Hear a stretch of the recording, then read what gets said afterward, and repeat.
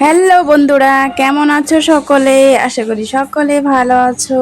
তো ফার্স্টে গোবিন্দর ভোগ দিয়ে তোমাদেরকে দর্শন করাচ্ছি, আর ভোগ দর্শনে কিন্তু দুর্ভোগ কাটে। তো গোবিন্দ মন্দিরে যে আটকে দেওয়া হয়েছিল সেটা আনা হয়েছে। শ্রাবণ মাসে এক মাস তো নিরামিষ খেয়েছে বর।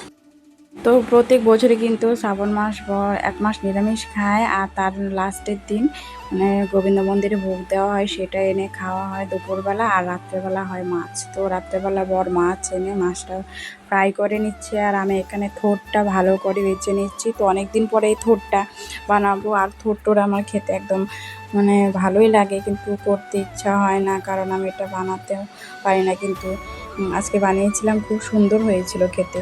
আর এখানে দেখো রান্নাবান্নাও শেষ। এখানে আছে ফিশ ফ্রাই, চাল কুমড়ো ঘন্ট, ডাল, তারপরে ভাত, আর এখানে আছে মাছের তরকারি। মাছের তরকারিটা কিন্তু শুকনো শুকনো করে করিয়েছে, দেখতে একদম কালিয়ার মতো হয়েছে। আর এখানে আছে থোরঘন্ট, আর থোরঘন্টটা কিন্তু আজকে আমি রান্না করলাম, খুব সুন্দর হয়েছে, খেতেও যেমন স্বাদ হয়েছে।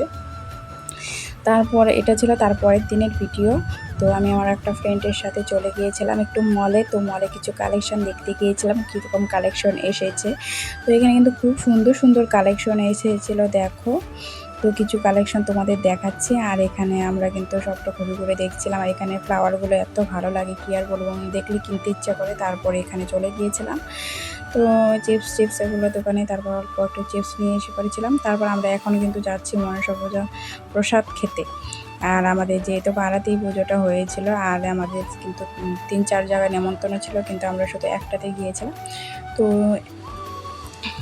আমাদের একটা দিদির বাড়িতে গিয়েছিলাম, সেখানে প্রসাদ খাচ্ছিলাম। আর এখানে দেখো আমার মেয়েও পুরো প্রসাদ খেয়ে নিচ্ছিল। আর এখানে দেখো মায়ের মুখটা দর্শন করো, কি সুন্দর মায়ের মুখটা, না দেখে পুরো মনটা জড়িয়ে গেল।